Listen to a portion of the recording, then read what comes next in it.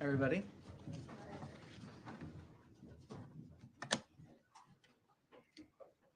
All right. So for those that don't know me, my name is Tommy Pigott, Principal Deputy Spokesperson. Stepping in for the day for Spokesperson Bruce, who is traveling with the Secretary and the President. So to start, a few remarks up top, and then I'll be happy to take some questions. So the American people can be proud that their leaders are putting their safety and security and prosperity first. This week's developments show an administration delivering boldly on its promises, and the results speak for themselves. When President Trump says he will never leave an American behind, he means it. Idan Alexander has been released from Hamas captivity and reunited with his family in Israel. This is the result of unwavering American leadership. President Trump and Secretary Rubio are also strengthening strategic ties in the Middle East, delivering security and economic wins in Saudi Arabia, Qatar, and the United Arab Emirates. Earlier today, President Trump announced Saudi Arabia's $600 billion commitment to invest in the United States, building economic ties that will translate into jobs and opportunities for the American people and the region. Secretary Rubio will next travel to Turkey to attend the NATO informal foreign ministers meeting. Since the November election, 20 NATO allies have announced increases in defense spending, a direct result of President Trump's leadership, and a renewed commitment to peace through strength. We also welcome the ceasefire between India and Pakistan and commend Prime Ministers Modi and Sharif for choosing the path of peace. As President Trump said, their decision reflects strength, wisdom, and fortitude. We urge both sides to maintain direct communication to preserve regional stability. Regarding Iran, negotiations continue to show progress. This administration remains clear. Iran will never be allowed to acquire a nuclear weapon. As President Trump has said, Iran can have a much brighter future. The time is right now for them to choose. And finally, the president has secured another win for American workers. An initial agreement with China to reduce China's tariffs and set a path for future discussions to open market access for American exports. As President Trump has said, the U.S. will continue to prioritize fairness, reciprocity, and results. The American people are already seeing the benefits. Inflation is down, grocery and gas prices are falling, and optimism is returning across the country. President Trump is once again delivering on his promise to make America great again. And before I take questions, I would like to thank Spokesperson Tammy Bruce and the entire team for its unwavering support. It is an honor to be here, and I look forward to answering your questions for the American people. And with that, I'll take some questions. Tommy? Yep. Thank you. Welcome to the briefing room. Trump said today that he's ordering the cessation of sanctions on Syria. How quickly will the U.S. lift these sanctions? Is this something we could expect as soon as coming days? I have nothing additional to preview. The president obviously spoke to this, and the president has been clear he wants to see prosperity for the entire region. That's part of the purpose of this trip. So nothing to further preview in terms of a timeline. And is the U.S. pressing the UN Security Council to lift sanctions on HTS? Again, nothing to preview on that front, but as the president said, this is about making sure we can have a region with peace and prosperity, long-term prosperity. And as Caroline Levitt said before the trip, this is about a golden age, both for the American people and for the Middle East. And we're seeing that dedication with the many different announcements the president made today. Can you give us an update on the talks between Russia and Ukraine later this week? Will Secretary Rubio be participating in those talks? What are the expectations from the U.S. side? And there's been talk about a face-to-face meeting between Zelensky and Putin. Can you tell us anything about that or talks to prepare for those talks? Well, the president has spoken to this as well. He has been clear that the meeting in Istanbul is a critical opportunity for direct talks between Russia and Ukraine. That has been clear. The president has also been clear that he wants to see those talks happen, and he's been dedicated to trying to first get that ceasefire and then an enduring peace. In terms of specifics, nothing further to preview. The president also spoke to this during his speech just a short while ago. I'd refer you to his comments there. But this is a critical opportunity to, again, have those direct talks to try to achieve that ceasefire and then that long and enduring peace. Yes. Thank you, Tom. Good to see you behind the podium. Very quick question. On Sunday, the Israeli Prime Minister Benjamin Netanyahu said that the ethnic cleansing of Gaza is inevitable and that they were targeting every house in Gaza for that purpose. So is the United States, are they okay with that kind of language, or would there be a rebuke in the future of such a thing that is clearly, speaks of a war crime? What is the position of the U.S.? Well, first, I don't accept the characterization of your question. And second, I'd say that Hamas bears sole responsibility for the war and for the resumption of hostilities. We want peace and the immediate release of all hostages. And we've also been clear from this podium and elsewhere that any departure from Gaza must be voluntary. Yeah, but you, I mean, as far as what he said, I mean, that's what came out of the cabinet meeting. I mean, independent of what we hear about Hamas and so on, and they are responsible for this. But do you have a position on the forcible removal of the Palestinians from Gaza? Look, I just answered that question. I stand by what I just said, and ultimately, Hamas bears sole responsibility for this war. Yes. Follow up on Gaza. The spokesperson last week, Tammy, mentioned that a foundation would be set up.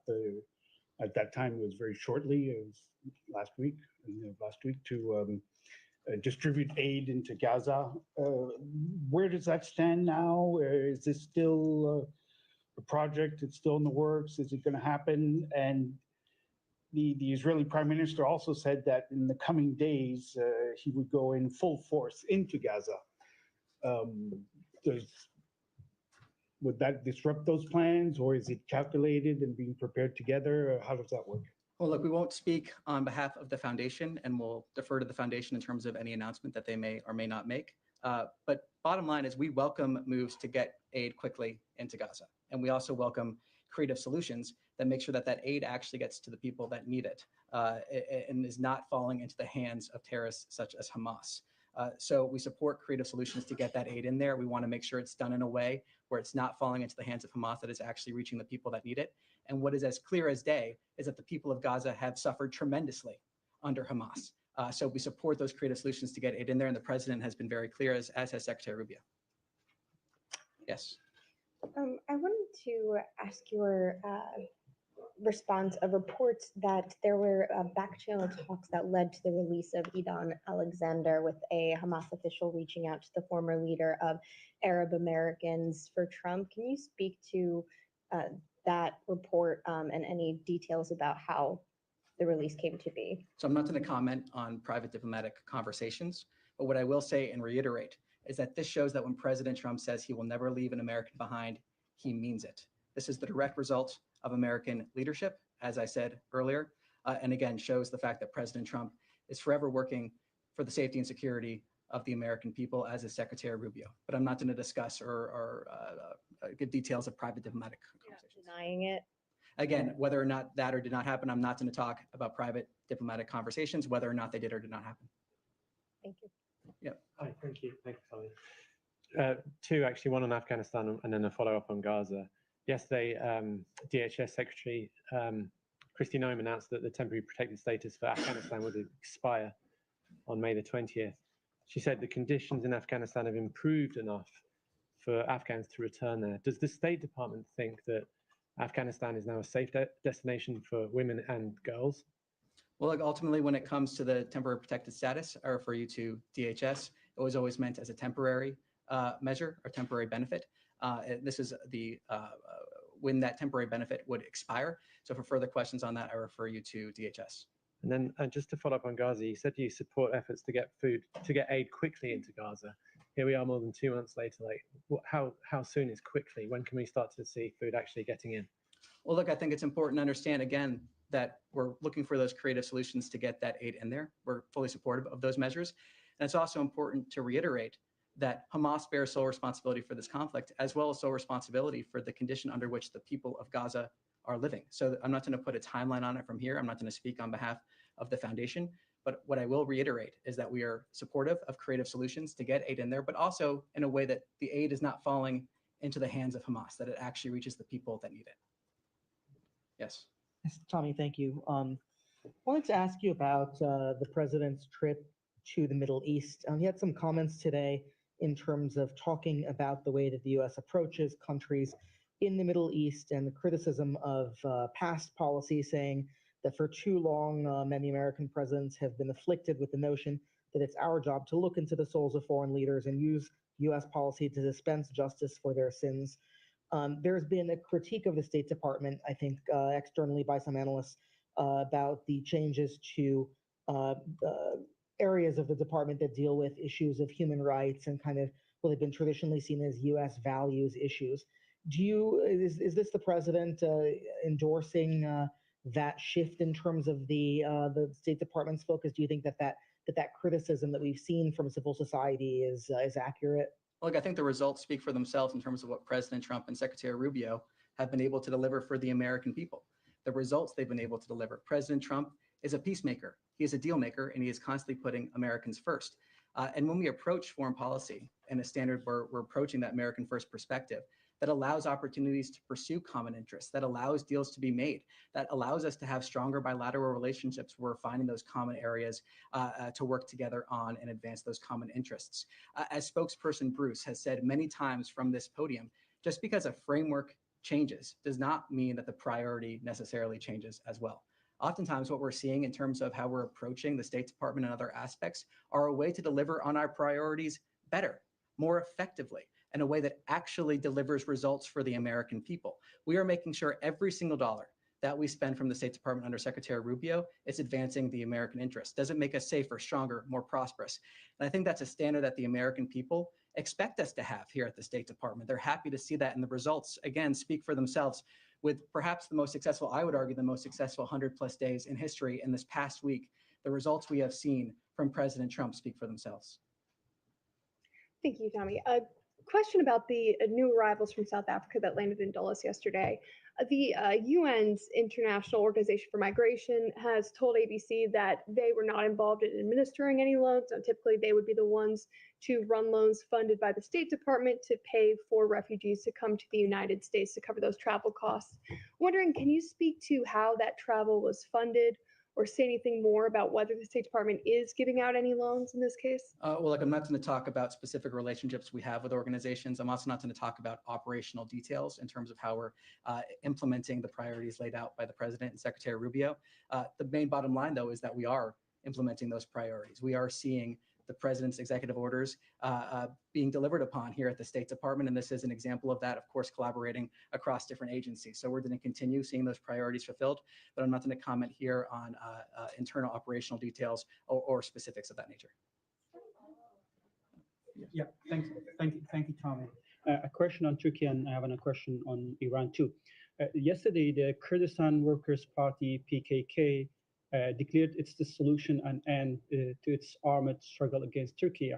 There were reports talking about that the US played a positive role in this process as well. And even yesterday, Secretary Rubio spoke with his Turkish counterpart, and he spoke about this too. Have you played any role? Have you been involved in this? And what's your comment on that? Are you considering removing this group from the FTO? I'm not going to speak about private diplomatic conversations nor preview decisions of that nature that may or may not be made. What I can say is that we welcome the recent announcement from the Kurdistan Workers' Party on its intent to disband. The United States designated the PKK a foreign terrorist organization in 1997. Tens of thousands of people lost their lives as a result of armed conflict in the decades since the organization was founded, and the terrorist group laying down its arms is a victory for civilization.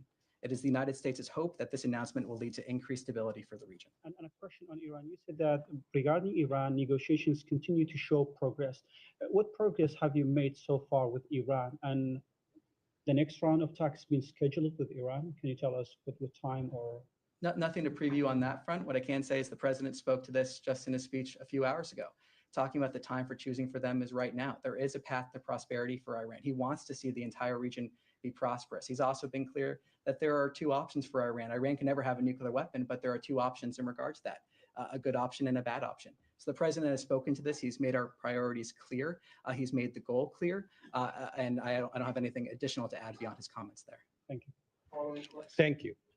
Yeah. Thank you. How does U.S. State Department view the Bangladesh interim government's ordinance banning all activities of the largest political party, Awami League, one, as I told you, that one of the largest political parties, effectively erasing its political identity and barring its from future election. I just wanted to mention here in previous briefing, Tammy stressed the importance of election and democracy in Bangladesh, especially inclusive election. Now they banned this political party from the activities. What is your concern on that? So what I can say on this is that we are aware that the interim government has banned the Awami League from all political activities until a special tribunal for the party and its leaders concludes. We do not support any one political party in Bangladesh over another. We support a free and democratic process, as well as fair and transparent legal processes for all individuals. We urge all countries, including Bangladesh, to respect the freedoms of expression, peaceful assembly, and association for all. And how does you, as a State Department, view the interim Bangladeshi government role in the fostering radical ideologies and enabling terrorism, following reports of the law advisor Dr. Asif Nazrul meeting with Lashkar-e-Taiba operative Harun Izhar and growing support of violence in Kashmir by political and religious leader? They met in the ministry in Bangladesh. So again, taking a step back, I'll reiterate what has been reiterated from this podium before. We value our partnership with the people of Bangladesh, spanning more than 50 years. We remain committed to deepening our partnership by working with the interim government. And I already commented on your other question there, but nothing further to add. Thank you. Yes. Thank you very much, Tammy. Two questions, one on the North Korea, and then the second question about the Russia follows. As you know, that the North Korea launched the multiple ballistic missiles into the East Coast last week for the second time since the second term of the Trump administration. How do you view the fact that North Korea is receiving missile technology support from Russia, which is further escalating the threat to the Korean Peninsula? So we've spoken on this in the past. I'll refer to those comments and take back your question for further details if we can get there. The second question on Russia. Russia's Kremlin said that it will pay for the North Korean soldiers who died in Kursk during the war in Ukraine, and that Putin is preparing a new mission with the North Korean military. How will the United States react to the fact that North Korean troops will continue to be stationed in Russia and help Russia, even if Russia and Ukraine reach a ceasefire and the war? Well, as spokesperson Bruce has said from this podium, third countries like the DPRK that have perpetrated the Russia-Ukraine war bear responsibility. The DPRK's military deployment to Russia and any support provided by the Russian Federation, the DPRK, in return must end. Yes. Thank you. A couple of questions from South Asia. During his calls with Pakistani Prime Minister, Foreign Minister, and the Army Chief, when Secretary made a call, did he receive any commitment or assurance from the Pakistani leadership that they will dismantle all the terrorist infrastructure and they will no longer support terrorist groups within the country? I'm not going to talk about private diplomatic conversations. What I can say is reiterate what we've been saying for a couple days now, is that we welcome the ceasefire reached between India and Pakistan this weekend. And we commend both prime ministers for choosing the path of peace. The president truthed about this. He was very clear in terms of that. We also want to encourage direct communication between the parties. That is something we've also been clear about as well. India has refused any US effort to mediate between India and Pakistan. How hopeful you are that you will be able to bring them together in the same room for talks? Well, I'm not going to speculate on that. What I can say is that we encourage direct communication. We have been clear on that. We continue to encourage that direct communication. The president has been clear on that. And the president, as I said, has also been clear in praising both prime ministers for choosing the path towards peace and the wisdom and fortitude that shows. Has US sent a team to Islamabad or Pakistan following the reports that there have been leaks of nuclear radiation in some of the secured Pakistani sites? I have nothing to preview on that at this time. I have one more question. Sorry. Follow-up. Thank you. I think that's Thank you, enough. Tommy. Thank you, Tommy, and beautiful style you have, by the way. I hope you continue to do that more often, these briefings. My question is about Pakistan welcomed President Trump efforts for bringing the ceasefire between Pakistan and India, and they believe that President Trump could win a Nobel Peace Prize if he were to bring peace between Pakistan and India on Kashmir issue. But Prime Minister Modi did not welcome this effort. And he's the same gentleman that was not allowed to come to the US till 10 years ago. Does that disappoint this building at all, the attitude of Narendra Modi of not welcoming this peace deal? Well, what we are happy to see is a ceasefire. That is what we are happy to see. That's where our focus remains. And we want to see ceasefire be maintained. And we want to encourage direct communication. That is our focus here. Our focus is the ceasefire. Our focus is on encouraging direct communication. That's where our focus is going to remain. The president has spoken on this. And just to take the first part of your question, kind of focusing on a more global foreign policy front, talking about issues around the world, President Trump is a peacemaker. He's a peacemaker. He values peace. He's also a deal maker. And he has shown that again and again and again in terms of both pursuing an America First agenda, but also pursuing peace and wanting to see peace and conflicts come to an end. Thank you very much. One more question about, excuse me, one more question.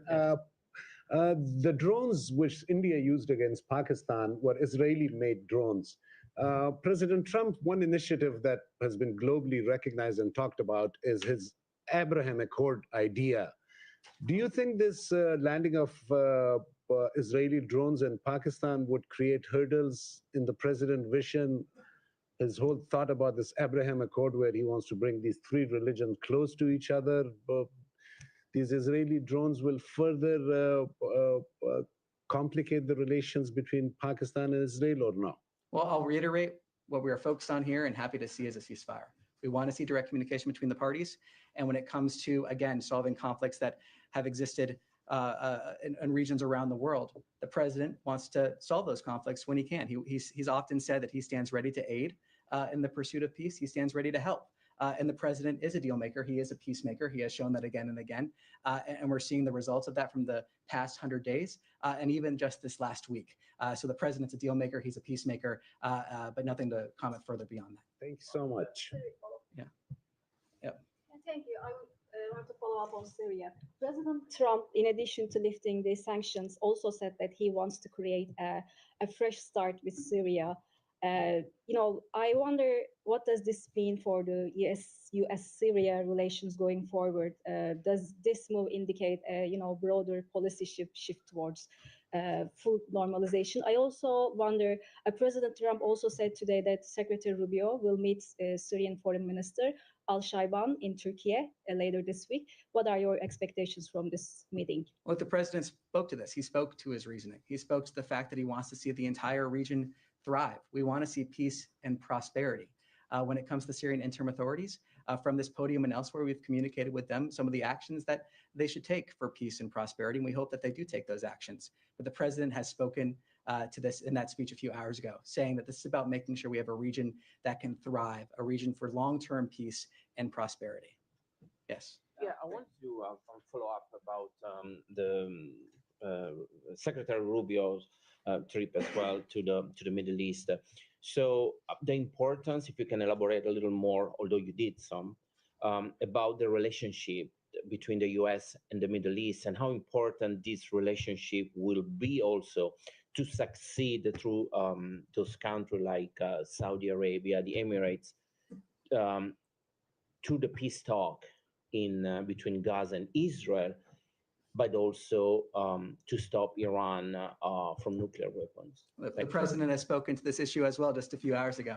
And he was talking about the fact that we can have great partnership with the Middle East. And we have, in many ways, already pursuing those common interests. And we want to see those common interests continue. I mentioned at the top here the $600 billion investment commitment from Saudi Arabia that was announced today. So that's just one example of the many ways that we have partnership with the Middle East pursuing common interests. And the president has been clear, both from the time of the last administration, his first visit to the region, talking about the things that we want to see. So there's a lot of opportunities in the Middle East. And again, like I said earlier, this is about a golden age for America, but we also have an opportunity to see a golden age for the Middle East and the benefits that would bring both the American people and the people in the Middle East. Thank you. Yes. Sorry, in front of you. Thank you. Yeah. Thank you so much. Two quick questions, if I may. The first on Secretary Rubio's trip to the Middle East and the second one in Latin America. In a recent past, Secretary Rubio said that the U.S. will not engage anymore with Russians and Ukrainians if both countries do not show real commitment with a permanent ceasefire. how the U.S. diplomacy describe this momentum when both sides are ready to meet in Turkey with alongside Secretary Rubio?